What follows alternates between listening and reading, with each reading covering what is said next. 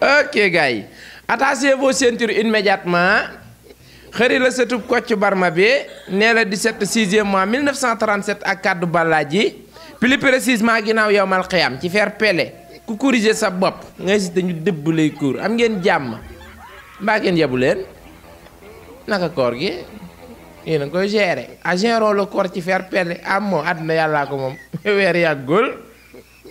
yàggul nag waaye kasob weeru koor moom day yàgg moom kasob weeru koor moom day yàgg moom ci fer pele waaw kaso weeru koor moom day yàgg weeru koor kay yàggul ci kaw nga nekk ci jàmm di xëy di wàcc ci fer pele waaye ku liggéeyul xëy a gontu di wër di wax rek di fen rek ba yoon ni la niis bay procureur nga xam ni weeru koor gi saa yi du boole wax ju bare woor mënu ko yóbbanti la rek bu ma leen di jox maanaam bay procureur mënta boole wax ju bari ak weeru koor mandat dépôt audience yàggatul daanaka léegi tribunal midi day tas midi day tas 8h30 la lay ko nga taxaw baro sawa be ak am jàmm mbaa kenn yebu la yàlla bu la bàyyi porog ni la naka tarax-rax réew mi dajji ak lay ji ni la yaa wax lii nga naan ko c'est que c'est-à-dire mun la 6 mois ferme tu weddi laajal Baye Abdoulaye Ndiaye waaye ma ci taxaw du ma ci taxaw man Baye Abdoulaye Ndiaye mënuma ci moom dara parce que moom nee na yaay mooy porte-parole Farba Ngom maanaam porte-parole boo xamante ni sa intérêt yi bopp maanaam dëgg moom xalaatoo cee teg sa loxo bi di fenn ñu ni déeta waaye bàyyi procureur bippe la man xaw ma procureur du ko bippe xaw ma du ko envoyé message de ma rappeler mu fay téléphone am daal dem voilà double infraction yow ñu ngi la convoqué yow la dégg naa ay nit di ko ñaawlu maanaam xamuñu dara waaye Abdoulaye Ndiaye la moo tax ñu koy tëj li mu def nangam sàngam gis nga yoon boo xasee am connexion moom yoon nga xas am connexion maanaam bàyyi procureur bippe la wala mu envoyé la message de me rappeler wala commandant de gendarmerie bippe la wala commissaire de police ñooñ xeet yooyu ku la ci bippe nga gis appelam boo ko mënee woo ko de wala nga envoyé ko message de me rappeler mu woo la waaw parce que nag mënumaa comprendre yow yoon convoqué la nga ignoré ñu ni déeta waaye nga fay sa téléphone double infraction moo tax bi mu ne salaamaaleykum bàyyi procureur dana ko yow moom doo ma yàggal parce que damaa woor ci fer pele 6 mois ferme 6 mois ferme yooyu nag dafa yëngal réew mi ci fer pele nee naa yoon yu bàyyi procureur jël bu ko fa téewoon 3 mois rek boo fa téewoon 3 mois 6 mois ferme 3 mois rek bàyyi proc maa la ko ñaan 6 mois ferme 3 mois kese maanaam réew mi def koj maanaam maa mënta comprendre ku toog ci réew mi wala nga taxaw ci réew mi toog ci plateau télévision yi wax Baye Bassirou ak Baye Diomaye lu la neex boo demee ñu la 6 mois de sursis plus 100 000 francs à l'amende 100 000 francs te boo nee tissu sax ñu boo nee tissu sax fay ko maanaam noonu la ñu yaakaare woon ni yoon noonu lay continuer rek 6 mois de sursis à l'amende 100 000 mu yomb bay bëgg a dee nag 6 mois sursis à la moo bàyyi procureur changé na stratégie léegi 6 mois ferme léegi ferme la jël ferme man kay bàyyi procureur maa yaakaar tamit solotul ay carax ferme rek non da jàll carax bàyyi procureur solotul moom ferme rek léegi nag ci coowal ferme jooju daa am ponkal mu fi yàbb dañ koy teewlu ci fer pelle attachez vos ceintures de am ngeen jàmm Baye Omar saw mbaa kenn yabu la ne càppa na paw la na ngajare ma ne ko ci mbaa mi ngi koroñool le léegi dañuy déglu ji Omar Sow ginnaaw ba mu jàmmaarloog laal la barke yow mal xiyaam ca Sénégal set yëkkati na fa ay kàddu man na yaakaaroon naa ni daanal nga nag man noo bàyyi Omar man yaakaaroon naa ni doo dellu ginnaaw doo delloo avance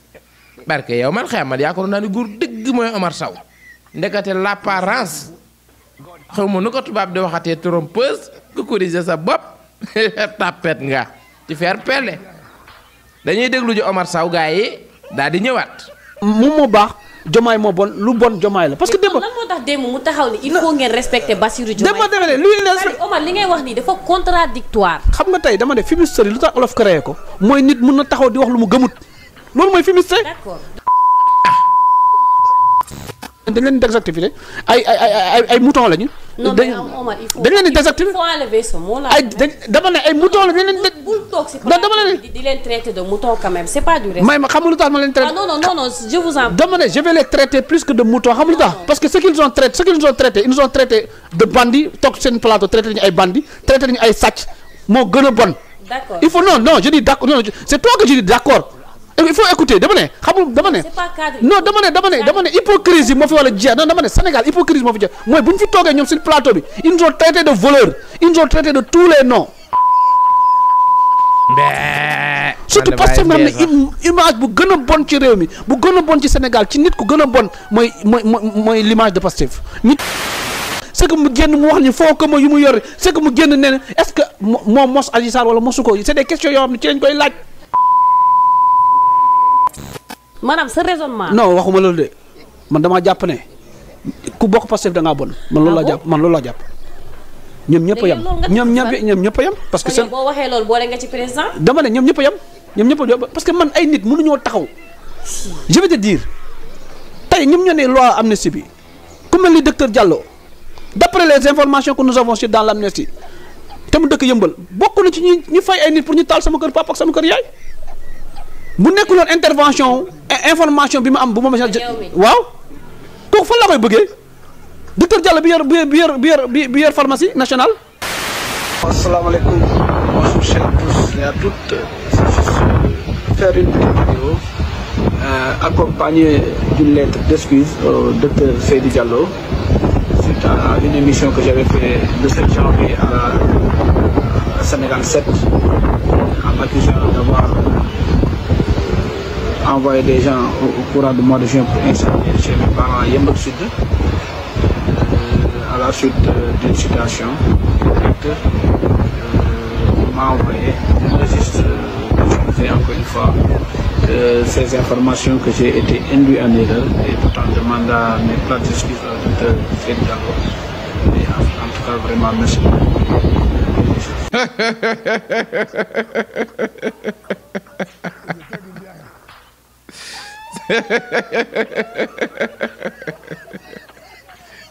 c'est 6 mois ferme 6 mois ferme ba mu déggee coowal 6 mois ferme la xam ne ba mu toogee ca plateau bi laal la ba da doon fenn la defaat vidéo bi di jéggalu docteur maanaam si coowal si moom toog bàyyi porog foofu la nga 6 mois ferme moom barke yow mal xam boo ci jógul léegi ñu def cocc maanaam bi mu fenee ca Sénégal 7 xam nañ li mu wax amul yow xoolal yi xeetu sos xoolal yi xeetu fen yu rëy voilà combat bi mu tollee fenn fi docteur préciser tur moo yebal ay nit pour ñu taal sama kër ndey ak sama kër baay te ñun est-ce que sa baay ak sa yaay am nañ kër man dese na maa leer du ma taxaw leeruma am nañ kër amuñu kër man leeruma man wax dëgg yàlla parce que man dégg naa ci rajo Kankang yow yoroo lu ñuy taal non man dama koo dégg rek xaw ma dëgg la nag xaw ma du dëgg xam nga Sénégalais moom man dégg naa yow yoroo lu ñuy taal barke yow man xiyam man dégg naa yow yoroo lu ñuy taal xanaa peut-être Marlboro yi ngay waaye du tux moom du tux Marlboro am déet en tout cas dafa fekkee yo xëy na de xëy na waaye gëwuma ko du tux moom du tux kii lan la war a mën a yor lu docteur Diallo di taal parce que yorul moom mën a yem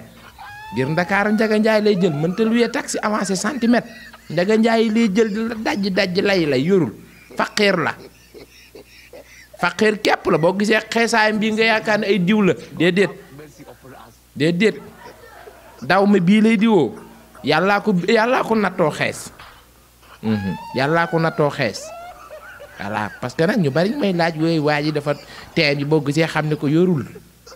de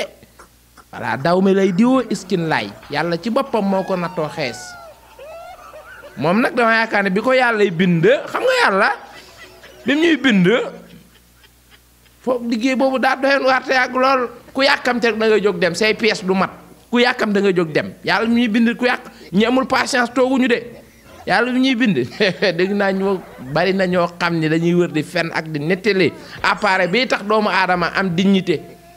maanaam gëm boppam respecté boppam ba du dugg ci ay fen ak deal projet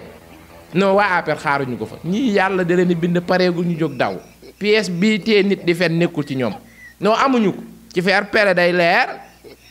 yow kay teewoon nga nit docteur sama pièce gi tax may wër di nettali nii di fen doo ma ko mu di fen monteel ma ko yow looloo gi noonu yow ma ngay sosol docteur ñu ni déeta waaye sur le lendemain ba nga génn parce que dégg na 6 mois ferme mu sinap ouais je voulais faire une vidéo pour xawma lan bàyyi docteur Diallo nee na ko sax bàyyi dañuy duul ba pare ndax Sénégal du réew bàyyi docteur nag xanaa da la envoyé pétition ah xanaa da la envoyé pétition Omar Sow dégg naa sa biir kàddu ginnaaw bi nga duralee bàyyi docteur ba pare génn présenté ko te excuse dégg naa sa biir wax nga ne Ousmane Sonko moo war a génn bu fekkee moo Adji Sarr mu wax ko bu fekkee mu wax ko non man nag man wuti naa ki nit nag maanaam coow loo xam ne ban ko daree topp ak léegi munuñ man Baye Sonko doo génn yeewi leen ngir yàlla yonent bi non man nag bu ma nekkoon place bu Baye Sonko nii dama naa leen kuur gi maa ko ci jëloon di ko soq lu ci nit man ma ne lan la ci nit man dama naan la kuur gi maa ko ci jëloon di ko soq lu ci nit man bu fekkoon am na laa bu fekkoon am na non man moom ma nekkoon place bu Baye Sonko dama naa leen bu ma koy kii kuur laa yoroon kuur di ko dëbb yow koo xamante ne bi ne dañ koo violé man sarab xoone violé 2024 yi xaw ma 2023 yow viol boo xam ne ki ñu violé bi ñu ko violé asamaan bi setee moo dem hôpital man musumaa gis ku ñu violé musumaa gis xale bu jigéen bu ñu violé mu yóbbu boppam hôpital benn musumaa gis xale bu jigéen bu ñu violé médecin bi taxaw ni ko ŋàpp di ko xool mu mel ni dexoog dengaa rek mel ni dexoog Ross Béthio gii mel ni teenu daw dugg rek sooy ŋàpp mbéeg maa ngi mel ni teenu daw dugg ni ŋàpp rek ngaa ŋàpp rek ma ne ko kii koy violé may wax bàyyi docteur saytaane naan day xoole sperme ma ne ko lew moo taxit résultat yi du génn yooyu résultat barke yow mal xam du génn dinaa ne ko ŋàpp juróom-ñaar fukki junni pepp maanaam sperme yu bokkul moo yooyu résultat man dégguma ko ci rajo man résultat yi man dégguma ko man dégg day leer rek parce que dégguma résultat yi lamb ji fa amoon daaw verdict bi la ñuy xaar daa demoon di xool ba xam dañ koo violé mujj ñu ne ëmb na xanaa kay bàyyi médecin bu lay xool bu ne ko ŋàpp xanaa nag du ñàkk mu jëlee fa dara loo xam ne mën na ni lii diwa ko moom waaye résultat yi xaw a jaxasoo nag sperme Modou sperme Ibra Omar waaye man damaa mujj damaa ma ne ko kii moom lu ko dal la bëgg ci même réew maanaam viol boobu Baye Omar viol n'existe pas non viol n'existe pas parce que nag viol ndax dëgg yàlla man viol man li ma xam ci viol man non nit moom buñ ko violé man man daal violé démb man daal Sénégal daal violé léegi da ngay violé nit mu xëy dem dox ndànk dox ci fer pele def jaay dem hôpital man musuma gis ku ñu violé mu xëy dem hôpital di dox te yaabawul non Sénégal du la fa ngi fi nag man xaw ma jigéen ñi léegi daa am rëboo yu ñu rax man maa fi jigéen daa am ay femme rëboo yow nga xëy violé nit ñu ne gone la nga xëy violé ko gone nga xëy violé ko mu xëy dem hôpital waaye bàyyi médecin la ma gis du ko wax man looloo ma mit bàyyi docteur la ma gis du ko wax ñu ne ko ŋàpp ma ne ko daa mel ni dexuk dengaa gi rek allahuma làkk sunt sama koor de man de yaakaar naa kooru ren moom damay xiifal rek waaye sama koor baaxul de ok avancement Baye Omar Sow ta deuxième parlation nga ne yow jàpp nga ne képp ku bokk Pastef baaxul mënuñoo baax ñun moom mënuñoo baax moom ñun mënuñoo baax avec jubal jubban non mënuñoo baax nag déet jubal jubban nag moom ku def defayaa duñ baax ci yow mais nag merci jërëjëf en tout cas loo nangul ku ko wax sa baay bu ko wax bàyyi jàmbur te Pastef ay bàyyi jàmbur a ci ne ci faire pelle ta troisième question nga ne les Pastefois sont des moutons man moo tax maa ngi mbee sax maanaam dañuy bëgg a xas nit ki mais xamuñu luñ koy xase ñun ak xar-xar a gën xaj mbaw ak mbee ah yow may seetaan ban moo ci gën mbaw mais ban moo ci gën xaj ak xar bu gën nous sommes d'accord que nous sommes des moutons des laadum quand même sax même nous sommes des laadum kay ñun suñ biir amul sax ay talaa biir rek ay ñun ay laadum lañ ay azawat waaye yéen xaju fefelaan ah les Aperois sont des chiens ah déet mais maanaam sama diggante ak yéen man mos ngeen bàyyi procureur da ciy gën parce que li ma war a wax lépp mënu ma ko wax parce que sama diggante yéen bàyyi procureur yi ci taxaw ni xam nga ñun bu ndee mouton ngeen di xaj xam nga loolu c'est pas aller plus profondément noonu la ko tubaab di waxee mais bàyyi procureur est dans entre vous et moi man moo tax lu bari mënu ma ko wax ak 6 mois ferme soyez prudent ok yaakaar naa lii la fi wax voilà leneen loo xam ne xalaat nga ko bëgg ñu ko wax te waxagoo ñu ko ak yow ci fair play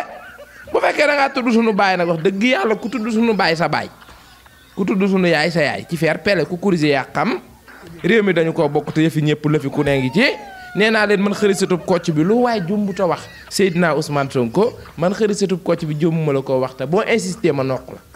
non man moom noonu laay doxee man ku wax xoolal man day noqe de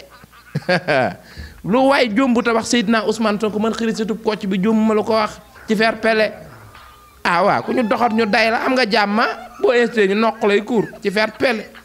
ok la science élevée ñu yendoog jàmm lépp lu ruus ci ngoon nga di ngeen ci jot ci fair play voilà ok jërëjëf